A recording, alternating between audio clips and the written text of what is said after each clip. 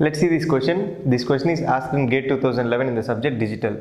The logic function implemented by the circuit below is, they are given the circuit and they are asked to find the logical function. Okay. So if you observe the circuit, this is inverter. What this inverter makes is, generally if you give one input to the inverter, the output will be 0. If you give output 0, output is 1. They asked that ground to take as a logic 0.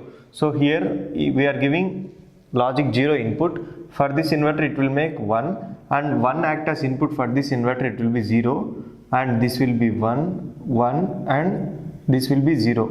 So we are giving 0 to I1, 1 to 0 to I0, 1 to I1, 1 to I2, and 0 to I3. Here P and Q are called select lines. These select lines will select the input such that the particular input will be connected to the output. Here we are using 4 into 1 mux. 4 into 1 mux, there will be 4 inputs, 1 output. Since there is only 1 output, so any mux can connect at most to the 1 input at particular instance of time.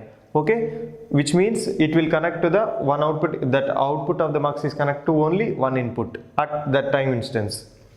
Now we will note down all inputs: I0, I1, I2, I3. This I0 is selected for the values of PQ. If P equal to 0, Q equal to 0, I0 is going to be selected. Okay.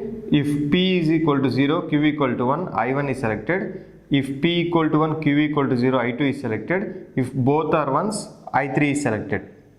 Okay. We will write the same in terms of expression form. It will be P bar, Q bar, P bar, Q, P, Q bar, it's P, Q. Now we will write the final expression y equal to, that is equal to f equal to, and for writing this final expression, we need to multiply these input values. Input values for I is 0, I1 is 1, and I2 is 1, and I3 is 0. So we need to multiply this input value to the corresponding expression, and we have to write. So 0 into P bar Q bar, 0 into P bar Q bar, plus here 1 into P bar Q, 1 into P bar Q, plus here 1 into P bar Q bar, 1 into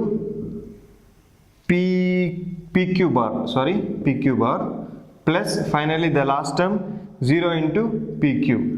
Anyway, this term is 0, this term is 0. So output expression f is equals to P bar Q plus PQ bar, and this is nothing but XOR operation between P and Q. So finally the answer will be option D, f equal to XOR of P comma Q.